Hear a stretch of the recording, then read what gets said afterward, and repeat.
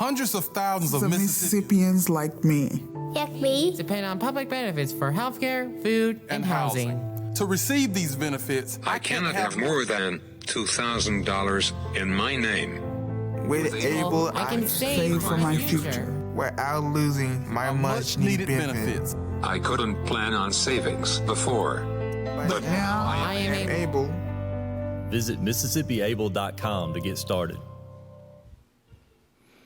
Good afternoon, everybody. How's everybody today? Y'all had a good day? Awesome. What do you think about our new commercial? That's awesome, isn't it? We actually had that produced in Madison, and we're going to start airing that here hopefully in the next couple months. We're excited about that commercial, and we're excited to get it across the state to really raise awareness about this awesome program. And what we're here to talk about today is Mississippi Able. You know, as an agency at the Department of Rehab Services, we are very fortunate that the legislature gave us this great program to administer. So we administer that along with the state treasurer's office. And what we're doing through these town hall meetings is trying to get the word out about this awesome program. I mean, when you think about that, you think about the investment opportunities for an individual with a disability. You know, if someone's receiving SSI, you know, the most they can have in benefit or in assets is $2,000. If you look at Medicaid, the most they can have is $4,000. So, you know, how can an individual save for a roof or a new piece of assistive technology or anything that comes up if you're limited to those asset limitations? So through Mississippi Able, individuals can save a lot more than that and have that financial security for the future. So again, that's what we're here today about. We're here to talk about Mississippi Able. Just a few things before we really jump into the meat of it. If you are on Zoom, we are asking that you please keep your mics muted and use the chat feature to ask any questions. If you're joining us on Facebook, we ask that you message us your questions. And for everyone here, we have got pens and paper around if y'all have questions, and then we're actually going to have a live question and answer session shortly at the end. So again, we want y'all to ask those questions. We want to you know, for y'all to ask questions and us provide those answers, because again, we really hope that so many people across this great state can utilize Mississippi Able. So to give you a little history on it, 2014, Congress passed it on the federal level. In 2017, it was passed by the Mississippi legislature. Your very own Senator Blackwell, who could not be here today, a great super guy. I encourage y'all to vote for him. No, I'm just kidding. But great guy. He is the one who authored the Mississippi Able bill. So thanks to his leadership back in 2017, we actually have a Mississippi Able program. Next up, we're going to show y'all some of our board members. So through that legislation, there was a Mississippi Able board that was created. And if y'all will show those pictures. So here we go. So some of these individuals are appointed based on their positions. So we have Mr. David McCrae, who is the Mississippi State Treasurer. We have Wendy Bailey, who is the Executive Director of the Mississippi Department of Mental Health.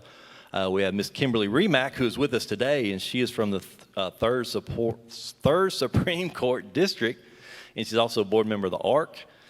Jane Boutros, who's an attorney and member of the Board of Coalition, as well as Mr. Rogers is also Paul Rogers is an attorney and also a member of the Coalition. And then finally, we have Mr. Michael Schlogel, who is from the Second Supreme Court District. I don't know why I can't say that today. And Pam Dollar, who is the Executive Director of the Mississippi Coalition for Citizens with Disabilities. So really a great group. This board did a great job helping create Mississippi Able for Mississippi. And I'll tell you, next we've got Mr. Rick Courtney, who is our chairman. He could not be with us today, but thanks to the power of the internet, we have him on Zoom. So I'm going to turn it over to Mr. Courtney and let him give a couple messages. Well, thank you, Chris. It's good to be with you this evening and with the board. Glad to be on the ABLE board and be with the task force as you get the word about ABLE out to the state. It's such an amazing tool for people with disabilities to have the opportunity for some financial independence that wasn't available before ABLE. One of the reasons that I'm involved with the board, the ABLE board, is that I'm a parent of an adult daughter with a disability who has an ABLE account through Mississippi's ABLE program. Melanie has Medicaid benefits through a waiver, and this ABLE account enables her to work part-time in our office and to receive a Social Security disability check, but still keep her resources below the level where she can maintain the waiver benefits through your Department of Rehab Services program. So it's a vital tool for her to be able to take money that would otherwise build up and disqualify her for those benefits. She can take those and place them in her ABLE account monthly or every other month, however she chooses to do it, and thereby keep her countable money in her checking account at the level where she can qualify for the waiver program and still have the funds available to do other things she may need currently or down the road, saving for bigger things. For anyone involved in the program this evening and listening to this presentation and the information here who's interested in ABLE and following up to learn more about the Mississippi ABLE program or to actually sign up for an account, you can go to the website, which is www.mississippiable, all spelled out, .com. That's mississippiable.com. Or call the toll-free number for assistance at 888-609-3469. That's 888-609-3469. And now I look forward to the rest of the program and hearing the great information that you and Billy and others with the program are going to share with us, and seeing some of the testimonials from people who've benefited from ABLE. Thank you, Chris. Fantastic. Thank you, Rick. And I'll tell you, we are very fortunate to have Rick as the chairman of our ABLE board. Rick has been the chairman ever since the inception back in 2018, I guess, when we actually rolled it out. But really a great guy, truly passionate about the Mississippi ABLE program, and has done a great job leading the Mississippi ABLE board. So before I introduce our panel, I do want to introduce a couple people out in our audience. In addition to the Mississippi ABLE board, the Mississippi Department of Rehab Services has what we call the MDRS board. So I have a board that I report to. It's a 7-member board, and I'm fortunate enough to have my chairman here today, and that's Mr. Curtis Dupree and his lovely wife, Miss Melanie Dupree. So if y'all will help me make them feel welcome.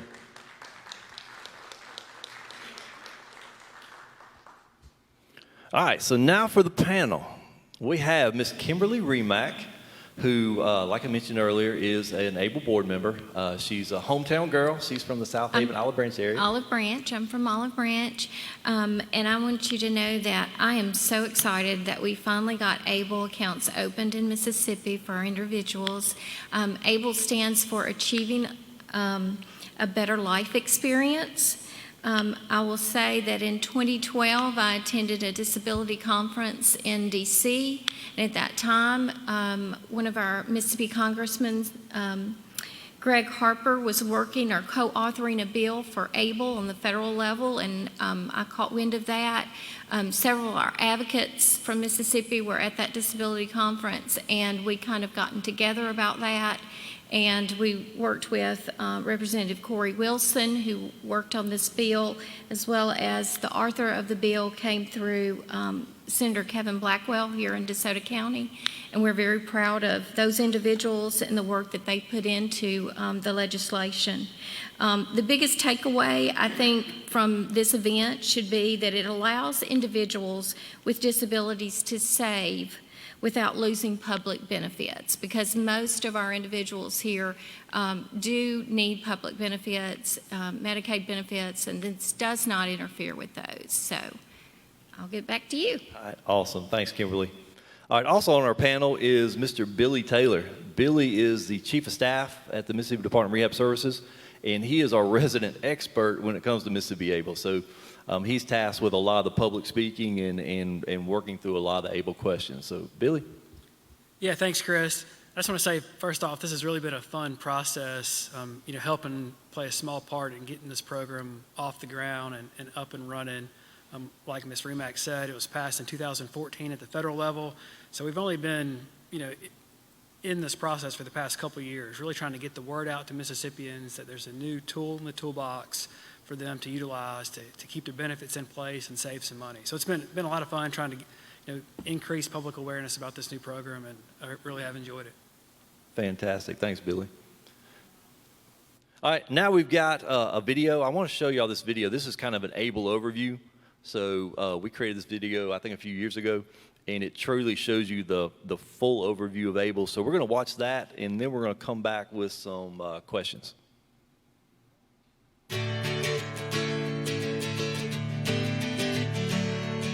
There's a new opportunity for Mississippians with disabilities to achieve a better life experience.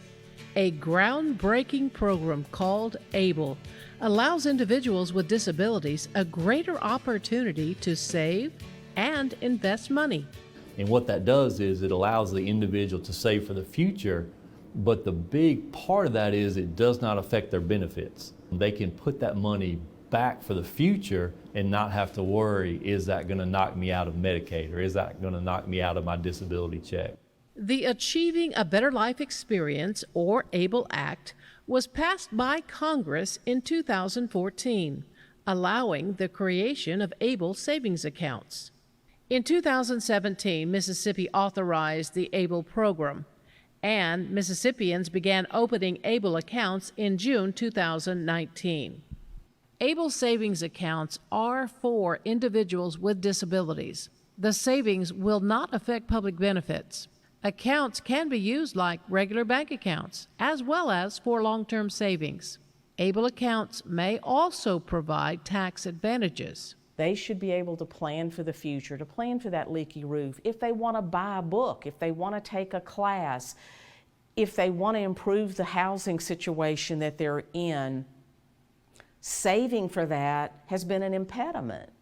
Or receiving gifts to help them with that has been an impediment. So the important thing about ABLE is that it addresses that sort of cultural norm that we thought you need to be destitute if we're going to give you benefits to help lift you up, and change that into, yeah, we're going to let you manage some money and maybe help keep your life on a more even keel. Residents of Mississippi ought to be enthused about the prospect that now people with disabilities, and we have a large population, I think 25% approximately of Mississippians have a disability of some sort, and now those people who have SSI and Medicaid benefits have a way to save some money, use some other funds without jeopardizing those benefits. So it is a big thing for Mississippi. The Mississippi ABLE program is overseen by a governor-appointed board and is administered by the Mississippi Department of Rehabilitation Services. To learn more about setting up an ABLE account, please visit MississippiABLE.com or call 1-888-609-3469.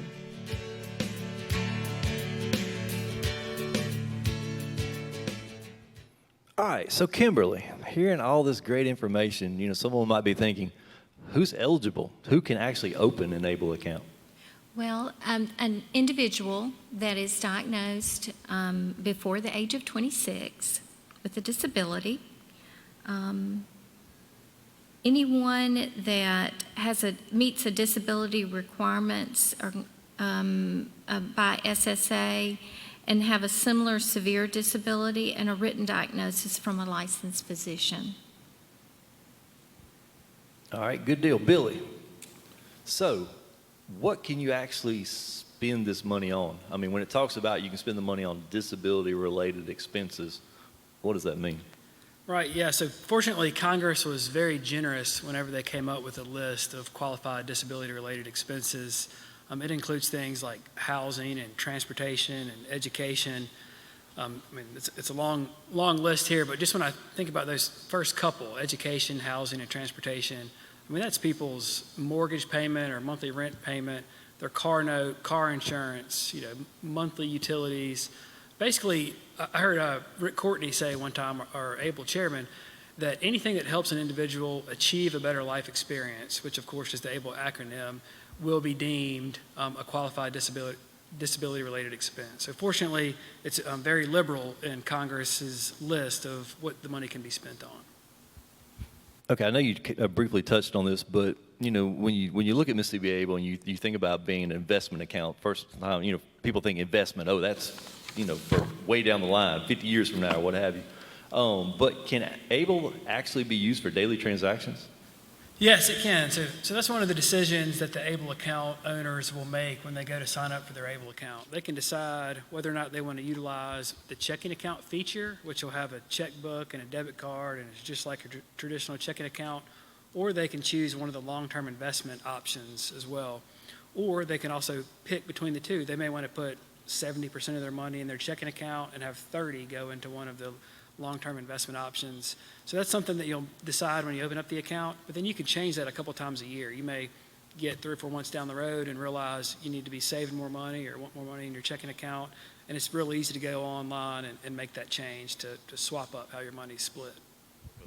Yeah, I tell you, that's one thing. As a Mississippi Able Board, we spent a lot of time on that back in 2018, 2017, 2018, was looking at products where individuals could utilize the money as they needed to. And that's one thing we really liked about this program was, individuals can save it for the future. You can tuck it back and hopefully it'll grow through the stock market, or you can actually put it into a checking account and start using it today, tomorrow for everyday expenses. So that's one of the things we really liked about this program was it gives individuals the option. It gives options to save for the future again or use it for daily transactions. So something really great that Mississippi has to offer through this Able account. Money. Billy, how much do you have to open an Able account? So if you utilize the checking account option, you have to have a $25 initial deposit to get that debit card for the checking account option. But other than that, there's no substantial amount of money that needs to be put in the account in order to open up an Able account. There are some fees involved. There's a $15 quarterly fee to manage the Able account. But that can be reduced some if you choose the electronic bank statements each month and if you're a Mississippi resident. So if you get the electronic statements and live in Mississippi, that $15 quarterly fee is reduced to just $10 a quarter. So that's $3 and change a month for an Able account.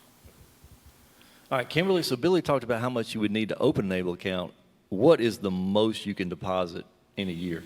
In a year's time, right now it's $16,000. And the maximum balance that is allowed is $235,000.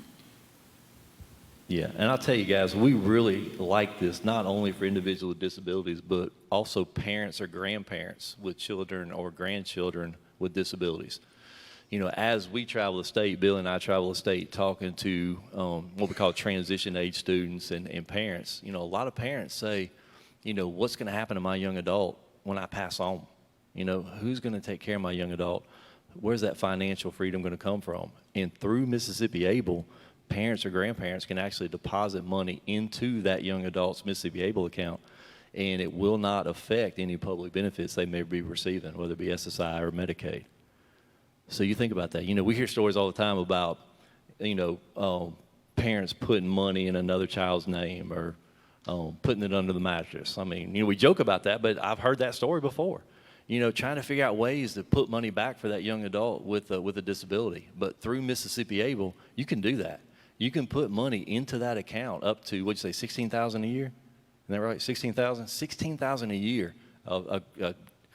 Grandparent or parent could put back for that young adult. So really some great stuff with Mississippi Able. So Kimberly, last question. How do I sign up for an account?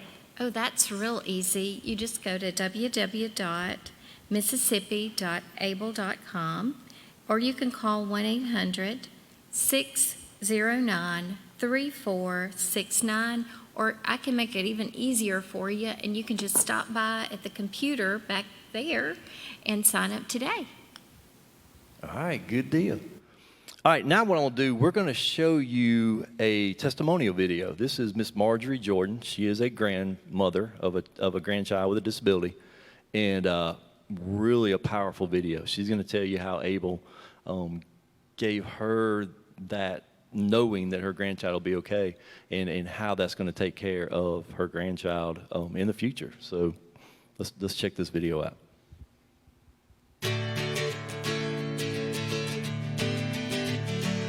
You can't think about the right now. You got to think about the future. Marjorie Jordan has spent much of the past preparing her grandson for the future. She's very proud of the progress he has made. I am so proud of him. Like I said, we kind of grew up together.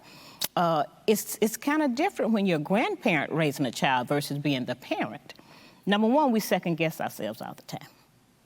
And I still do sometimes. I wonder if. But I just try to make an intelligent decision with whatever I have at that time. And once I make that decision, I know I got to abide by it. Sometimes I take care of her, and she take care of me. Diagnosed with autism at an early age, Markel attended special education classes and recently graduated from high school. It was in school that he discovered a love for painting and drawing, and now he is planning to attend art school.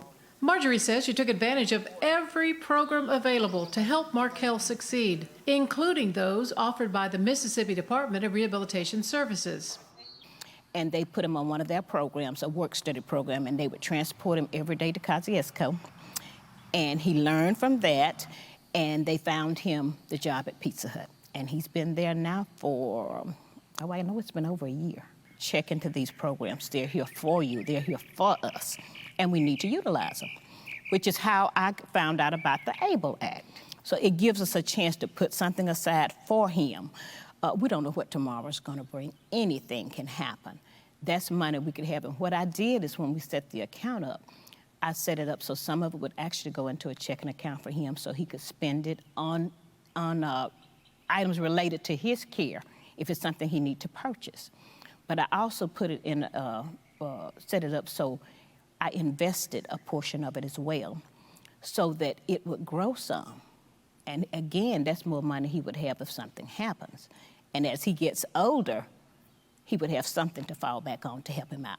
So if you have parents that are afraid for their children to go to work, because if those benefits are cut off, they won't have enough to live off. With the ABLE Act, you don't have to worry about it. Let those children work. Give them a chance in life to be what they can be.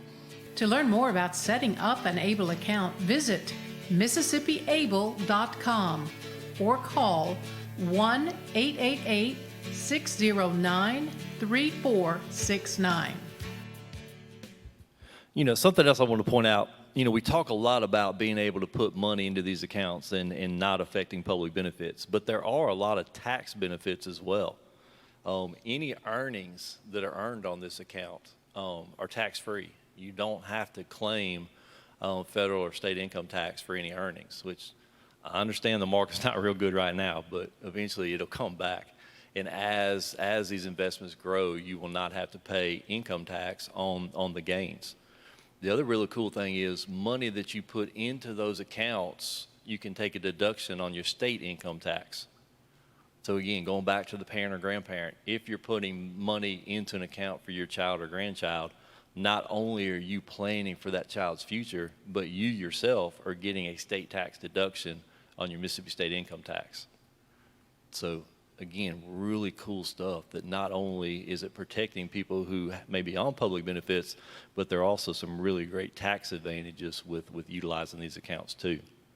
So, all right, couple questions. Now here comes the fun part. All right, again, this is a town hall meeting. So we're gonna open this up. I've got a couple questions I'm gonna ask them, and then I'm hoping that y'all have a ton of questions for them. What y'all think? Y'all thinking about questions?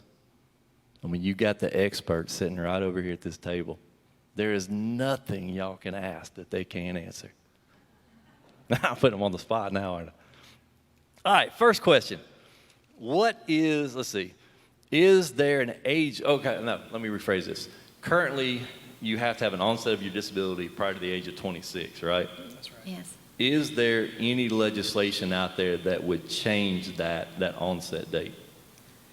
Yeah, there is. So currently, there's some legislation up in D.C. called the Able Age Adjustment Act, which would increase that 26-year-old age limit that Mr. Howard just mentioned up to 46. So that would allow a whole new generation of folks to be able to utilize the benefits of ABLE that maybe experience their disability a little bit later in life. So that's something we've talked about. Right. We have talked to both our state senators and our House members about Mississippi ABLE and the importance of changing that age limit. And he's right, every one of them are in support of that. So we're hoping that will go through Congress, and then we can offer that in Mississippi. All right, next up, do you have to be on public assistance? Do you have to be an SSI, SSDI, or a Medicaid recipient to qualify for Mississippi ABLE? No, you do not. If you want to open an ABLE account, you simply just need to go online at where we talked about the website, www.mississippiable.com, or calling the number 1-888-609-3469. All right, who's got a question? You, young man right here. Yep. If something happens to an ABLE account holder, what happens to the money in their account in the event they pass? Yeah, that's a good question. So it does follow the normal probate rules. It would go into their estate.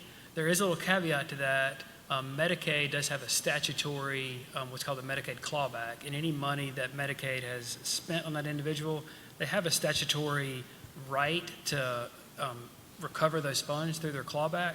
However, we've had discussions with Medicaid. That's not something they've done here in our state or any other state that we know of as Medicaid exercising that clawback right. But that is something that's noteworthy, that they do have that right to recoup those funds they spent on that individual.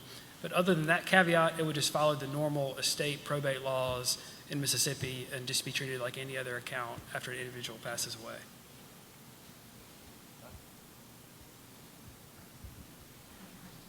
Yes, ma'am. So would it have a beneficiary designation, or it goes into probate you have to probate with a will and through the courts? That's right. Yeah, it wouldn't pass straight to a beneficiary. It would go through the probate process.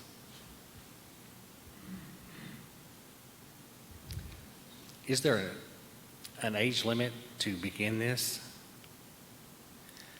Not that No. I'm aware of. Okay. You can be any age as long as the onset of your disability occurred prior to the age of 26. Okay. When you go online or call into the number to establish this, what bank does it go to? Do you have your own bank, or is there a certain number of banks that will accept this? Yeah, so we get that question all the time, and that's really an area of confusion with ABLE a lot of times. So there's not a brick and mortar like Mississippi bank you walk into to transact your ABLE business. This is all done either electronically through the MississippiABLE.com website, or you can also transact the banking business through paper documents through the mail. But unfortunately right now there's not a brick and mortar bank where you can go to open up an ABLE account. It's all done electronically. So Mississippi joined what's called the National ABLE Alliance, and it's a group of 20 states that have banded together in order to offer this ABLE product to our citizens. And the reason we did that is it gets the fees down. You know, I mentioned earlier it's just going to be about $3.33 a month for your ABLE account, assuming you're a Mississippi resident, to open up an ABLE account. So when we talked to our banks, when we were first getting this program going, we realized that it was going to be a pretty big administrative burden for the banking industry to take this on, and the fees are going to be quite high. So when we talked to the other states, we realized, hey, if we all join together in a pact, in a consortium, we can have a lot more accounts and get those fees down. So that's what we've done. So our ABLE board that we mentioned earlier made that decision to join this National ABLE Alliance and offer one product to all of the citizens of these 20 states in order to get those fees down. Can you describe a little bit about the long-term investment program, and is the $25 minimum the same for that as well as the checking account? And what do you yield as far as percentages for that? Yeah, so there is no fee to utilize or not an initial deposit requirement to open up one of the long-term investment options. The $25 is only if you choose a checking account and want to get the debit card. But any of the other options you can do for any amount of money. So whenever you sign up for the account, there's actually 6 portfolios that you would choose from that range from very conservative all the way through a spectrum to the more aggressive packages of stocks, bonds, or mutual funds. And the Alliance is partnered with Vanguard.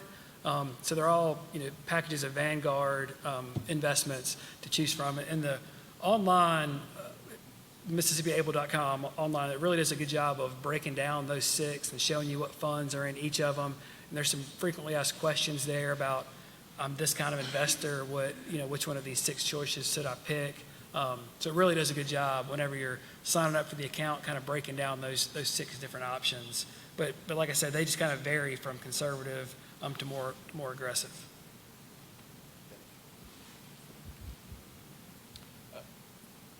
Yeah, you said it's up to 16,000 annually. How much of that can go to limit or mitigate my tax liability to the state of Mississippi? All the whole 16? Right, yeah. On your tax return? You get a Mississippi tax deduction for any amount you contribute to the ABLE account. Yeah. The whole 100% of 16,000 could be deducted. And I think, and Billy, correct me if I'm wrong, but I think that if you put in the full 16,000, that you get like an $800 Right. rebate Yeah. on your taxes. I think that's Right, so maybe the you Mississippi income tax rate is 5%. So if you put in the full 16,000, this is going to be some quick and dirty math, Yeah. but on 10,000, it'd be what, $500 in savings. So for 16,000, it's probably around 800. I'm guessing Okay, and about then is 800. this money able to go to on the federal return as well, or just state level? Yeah, so the tax benefit at the federal level is that it grows income tax free. So unfortunately, there's not a. Basically like a Roth. That's right. All right, okay. Mhm. All right, thank you. Mhm. How many accounts can one individual have? Yes, so you're limited to 1 account per individual. So when you open up an ABLE account, you tie that individual's social security number to the ABLE account, and then that's the one ABLE account for that individual. So there's some federal reporting requirements that our National ABLE Alliance does each month with the IRS and Social Security Administration. So they do have a way of checking to make sure that people don't have multiple ABLE accounts. So they tie your social security number to that. So if you had a child, say, with a disability, the parent couldn't open an account, the grandparent could not open an account, and then the child have an account. It's one account that everyone can contribute to. That's correct. So what kind of documentation do you have to provide to prove that you're eligible for this account? Yeah, that's one of the great things about this program is whenever the legislation was passed, they didn't put a lot of policing mechanisms on these accounts. Like whenever you go to open up your account, you don't have to send documentation to us at MDRS or the ABLE Board or even the National ABLE Alliance proving your disability. You should have either a letter from the Social Security Administration when they deemed the account owner eligible for SSA benefits, or if you've never gone through that process with Social Security, you can get what's called a self-certification form, and it's a 1-page form you get during the enrollment process that you take to your physician, and they basically would sign it saying this individual has a disability that meets this definition. But then the interesting thing about it is you don't have to send that in for us to approve. You just keep it for your records, and then if the account is ever audited by the IRS, then you would have to disclose the disability certification at that point. But that's not a hoop you have to jump through initially. You just are supposed to have that documentation on file.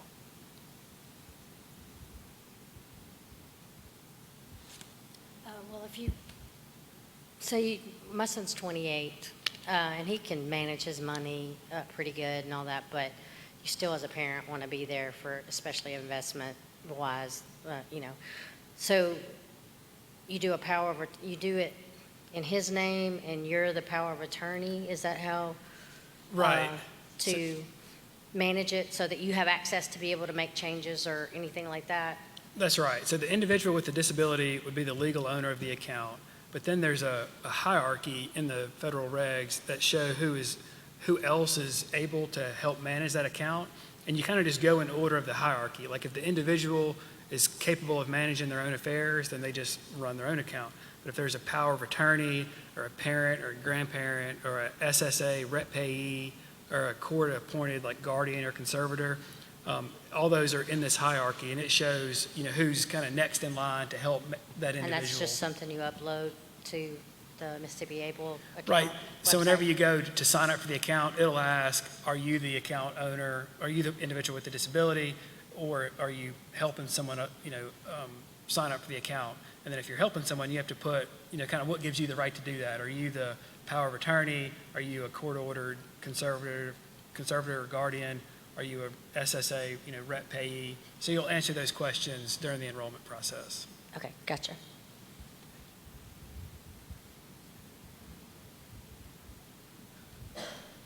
I have a question that related to the security of this account. Normally, you see money in the bank, you have a FDIC, right? And this is account for the disability children. And do you have any kind of program like that? Yeah, so these ABLE accounts are FDIC insured. So we've partnered with the national, when I say we, it's the National ABLE Alliance. This group of 20 states has partnered with a bank called Fifth Third Bank, and the ABLE accounts are FDIC insured on the checking account option. Now, of course, the investment options are just like typical investments. They can rise and fall with the markets. But if you utilize the checking account option, the money is FDIC insured. Another question is, I'm not very quite clear. You said all the pay to the account or take money back is from the internet, using internet electronically. Can you be more specific? Do I have to, establish a PayPal or something? I pay you with a credit card or something, and how can I get the money back? I write a check. I need to hire a lawyer to certify this is lawyer. This expense is in that category or what? Right. So yeah, that's a good question. There's to get the money to spend your money in the account is really easy. You'll have a checkbook, a debit card, and you can do electronic transfers from your ABLE account to another checking account or another savings account.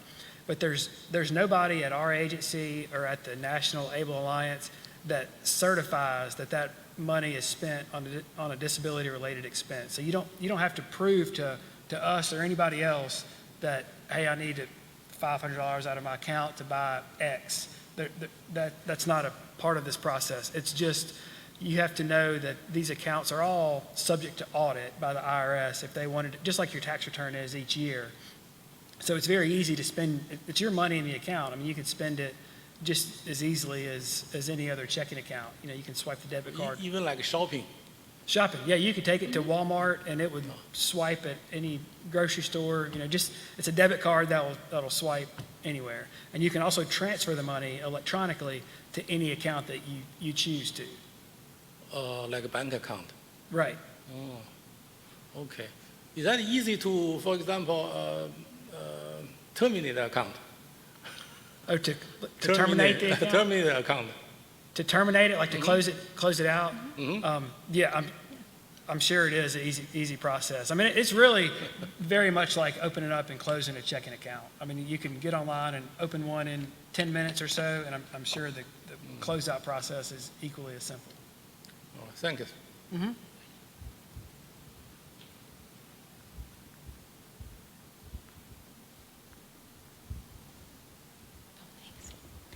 I want to piggyback on what Ginger had asked earlier. How do you vet the people that are signing up as the hierarchy underneath the individual who has the account? Like, how can you assure that someone has not hacked into that account and is appropriate to be handling and dispersing the funds? Yeah, we've had a lot of discussion on that very point with our National ABLE Alliance partners. Like I said, there's these 20 states that are trying to run this program. And it's a hard decision because on one hand, you want to make sure that there's not any fraud on the accounts or somebody else trying to open up an account on behalf of another individual they're not supposed to. But on the other hand, we want to make this as easy for the disability community to transact their banking business just like it is for everybody else.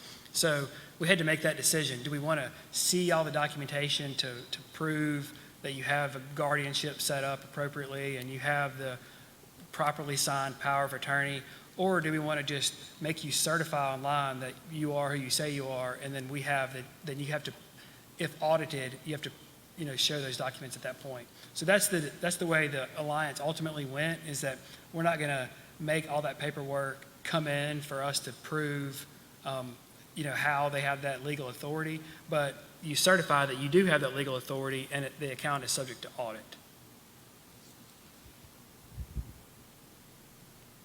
I know it may have been touched on several times, but I just want to make sure, are you limited on what you could spend the money on in the future? Is there any limitations?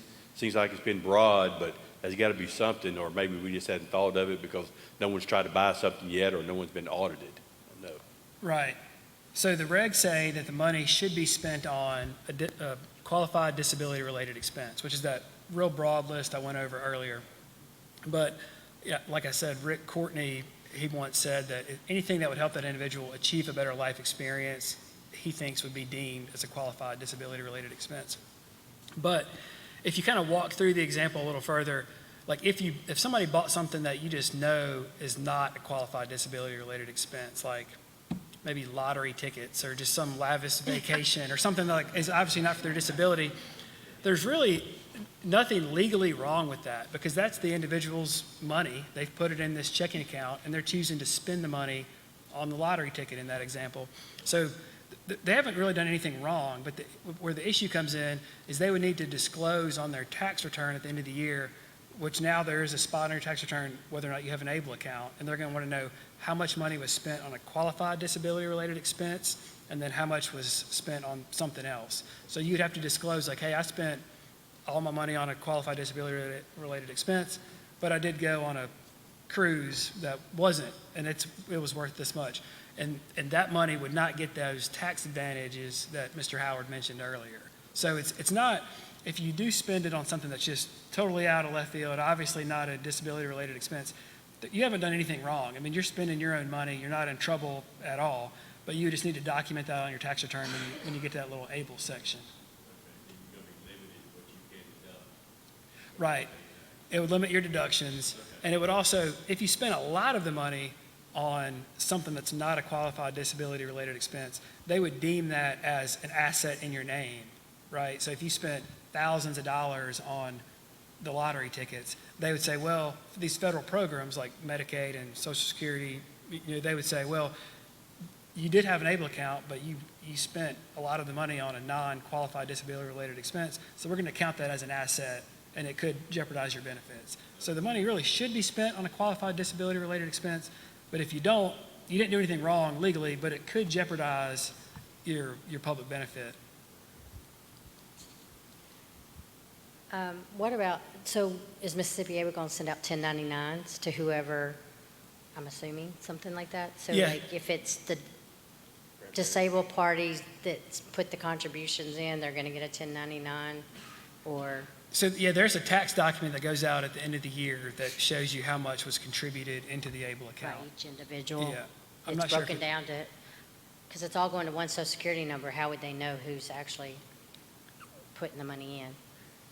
Yeah, so I'm not sure if the end of the year income tax statement breaks down who made the contributions. That may be up to the contributor to document on their income tax return, like, hey, I put X amount into my grandchild's ABLE account. And then, of course, they'd have to prove that. So like my son that's 28, he doesn't really file a tax return, he doesn't make enough. So we just kick him into having to file one because he's getting a 1099? So he'd have to file a tax return every year just to document it? No. So this gets a little bit into the weeds, but the reason I'm that... sorry. No, that's okay. Great job. Great question. Yeah, that is a good question. So the reason that the annual contribution limit is set at $16,000 currently is that's the annual gift tax exclusion, which that's the amount of money that one party can give to another party without any income tax ramifications. That's adjusted annually, like that could go up. Right. If that goes up federal level, then our ABLE deduction should go up as well. That's right. So it's actually went up a couple Yeah, times since I we think it launched was- the program. I It was think 15 originally at it was one time, yeah. 14,000, and now we're up to 16,000. Okay. So that's why they set it there, because they don't want any income tax ramifications from gifts from one person to another. So that's why the amount exactly mirrors the annual gift tax So exclusion. he probably shouldn't get a 1099 and his social security number. If anything, it'd be whoever contributed, right? Yeah, so he does get an end-of-the-year tax document, but a 1099 makes it sound like it's income to him. It wouldn't be income, but I can't remember what the document's called, but they do give him a document at the end of But the the year. IRS is notified. Right. So you have to document it with a tax return or don't know. That's a tax accountant question. Yeah, that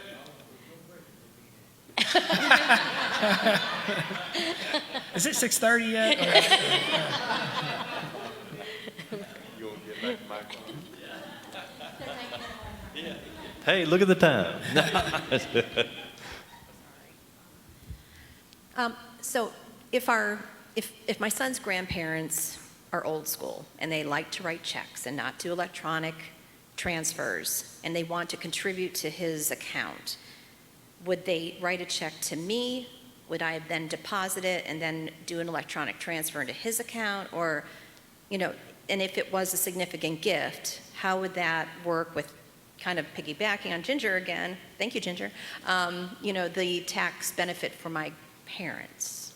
Yeah, so if they're really old school, they can just mail in a check to our banking partner. I mean, it's in Boston. Whenever you sign up for the account, it will tell you how to do just that and make that contribution via check. And that's one thing that was really important to our ABLE board when we launched this program.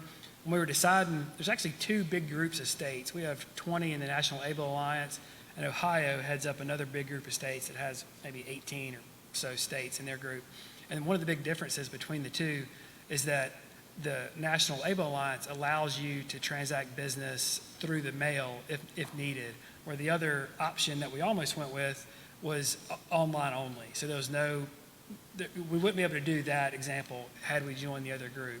But with the Alliance, you can transact all the business without ever going online if someone doesn't want to. You can fill out forms, mail them in, mail the checks in. They can mail you the withdrawals back to you whenever you're ready for it. And can you also put their SSI check into direct deposit into this, or? Yes, you can sign up and have things deposited directly to the account. And we've actually have some employers around the state that are doing automatic payroll deposits into ABLE accounts as well. Okay, great. Yeah. Thank you. Mm-hmm.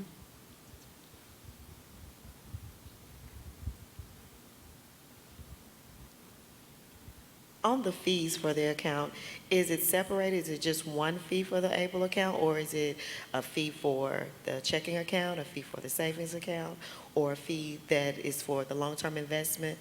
How does that work? Yeah, so that's a good question. So there's the $15 quarterly fee just to have the ABLE account generally, right? And that there are a couple ways to get that down to $10 a quarter if you're a Mississippi resident and choose to get your statements electronically. So let's just call that $10 a quarter, $3 and something a month. But on the long-term investments, there's some asset fees, and I believe it's right around 0.26. So I think for every $1,000 invested, it's like 26 cents or something. And that's all spelled out online during the enrollment process. But there are fees involved with the long-term investment options. And that's something that we fight for as an alliance with Vanguard all the time to get those accounts lowered. So the more accounts we get nationally, the bigger economy of scale that we have, and we have more bargaining power to get those fees reduced from Vanguard, our asset manager.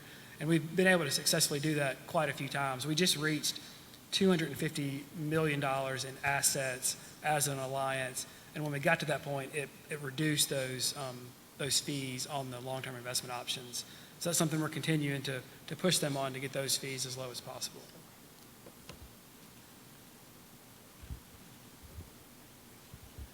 Can your money be easily switched between accounts, let's say from investment to checking?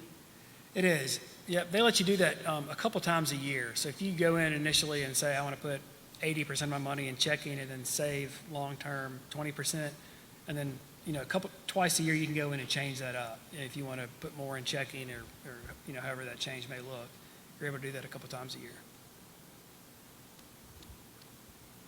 Chris, you got one more right here. Or who?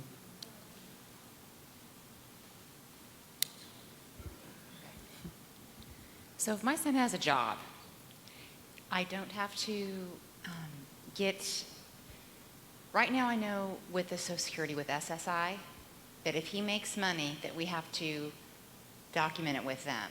So do we still document it with them? Or do we just have the money put in the ABLE account? Yeah, so that's a very good question. So there's an important distinction between income and assets. So all these federal programs like the SSI check or Medicaid, they all have income tests that say you can't make more than X amount of money, and that's probably what you're referring to. But they also have asset limits which say you can't have in savings more than X amount. So ABLE is a great vehicle to help for long-term savings and to be able to overcome those asset tests. But unfortunately, you can't put your paycheck directly into an ABLE account and get around those income tests of all those programs. But I guess to kind of switch gears to our MDRS hat for a second, is we have 46 offices around the state, and in a lot of those offices we have what's called CWICs, Community Work Incentive Coordinators. I think that's the acronym. And those are people that help people that are receiving those SSI benefits determine exactly how much money they can make at their job and still receive their SSI check each month. So they'll meet with them however often and keep up with how, as the numbers change from the feds, they'll let them know, like, all right, you're able to make $862 this month and keep your benefit in place.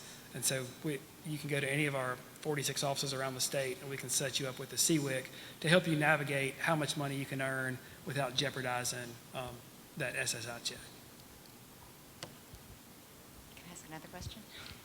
Yeah. Okay, so in order to get the documentation to set up an ABLE program, so do I get something from Social Security? I'm just a little confused on, like, you said the documentation from like a doctor with a medical diagnosis. Yeah, well, if he's already receiving SSI, then he's automatically eligible for an ABLE account, assuming he's disabled prior to the age of 26. So all you'd have to show is a letter from SSA showing that he does in fact receive those benefits. But like I said, you don't have to send that in. That's not something we review. That's not something the National ABLE Alliance reviews. That's just something you would keep on file, because when you sign up for the account, you'll certify that, hey, this individual is receiving SSI benefits, and that you have the documentation on file to prove that if questioned. So it's not something that you have to actually send in and wait to be checked. It's just something that you basically say, hey, I have this, I can show it if needed. And being a parent alone is enough? Like, I don't have to have a power attorney or anything like that? No, being a parent alone is enough. Mm-hmm. Thank you.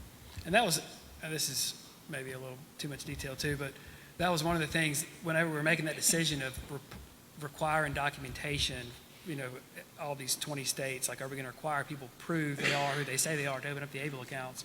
And we got to thinking of the parent or grandparent example, like there's a lot of blended families and that sort of thing. Like, are we going to require like a birth certificate trail and marriage license trail to prove, or are we just going to make them check the box, kind of certifying they have the right to do that, and then the IRS can audit if they want to audit. So that's another reason why we went that route of not requiring all that documentation to open up the account. Okay. I have a two-part question.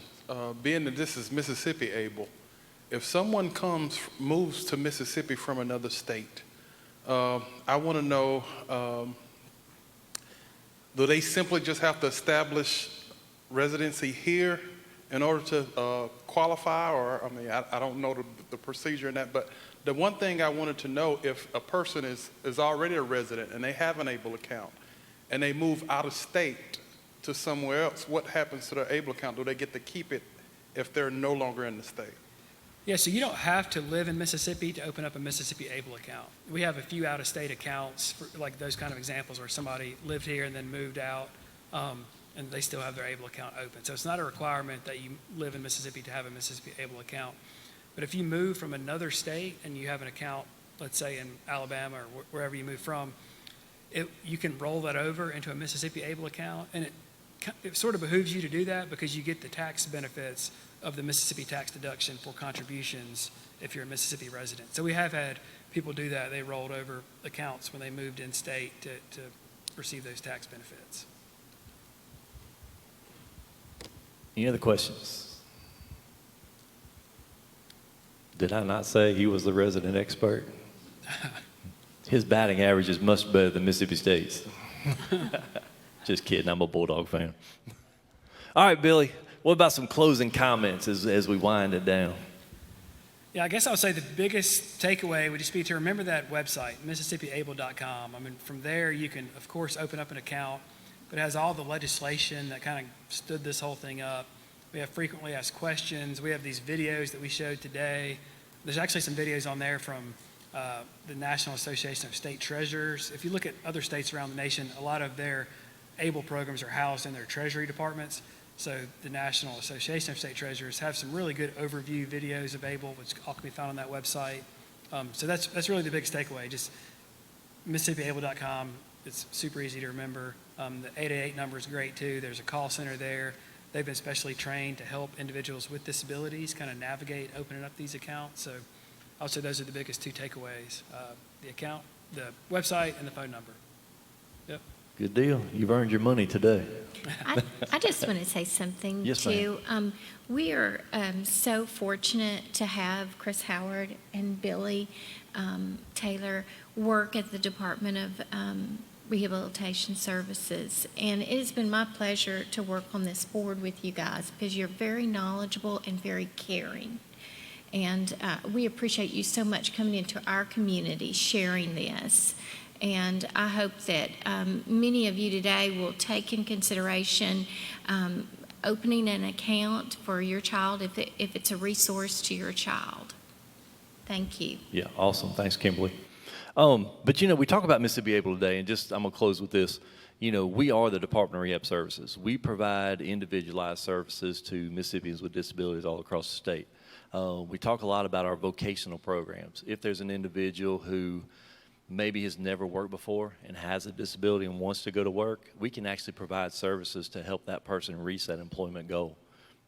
Or maybe it's an individual who's worked for 25 years or a number of years and obtained a disability later in life, whether they start losing their vision, their hearing, maybe they're in a car accident and they're thinking, oh no, how am I going to feed my family now?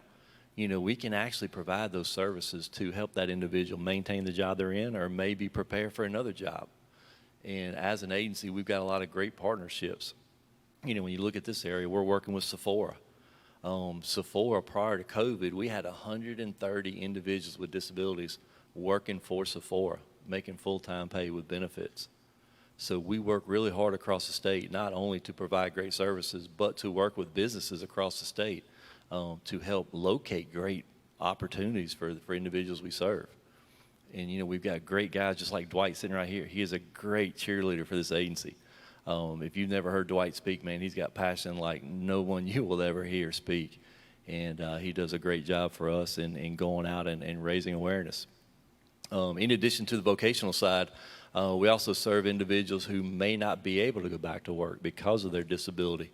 And we can do home modifications. If an individual needs grab bars or they need their doors widened or a ramp, or maybe a roll-in shower, we can do that as well. And most importantly, in that program, we can do personal care attendant services. If there's an individual who, say, is nursing home eligible and wants to stay at home and maybe needs a personal care attendant to help with daily living, we can do that. We can provide that PCA to keep families together so they don't have to go, and an individual does not have to go to a nursing home.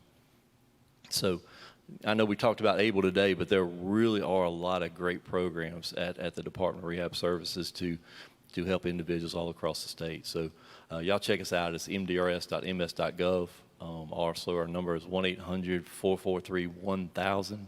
If you look at the website, actually, if you go to mdrs.ms.gov, go to the left-hand corner, top left-hand corner, I think it's locator services or location, something like that. You enter where you live, and it will show you where the closest office is. So we're about 900 employees, 950 employees, and I tell you, we really strive to help individuals all across the state. So thank y'all for being here today. Hopefully this answered a lot of your questions, provided a lot of good information.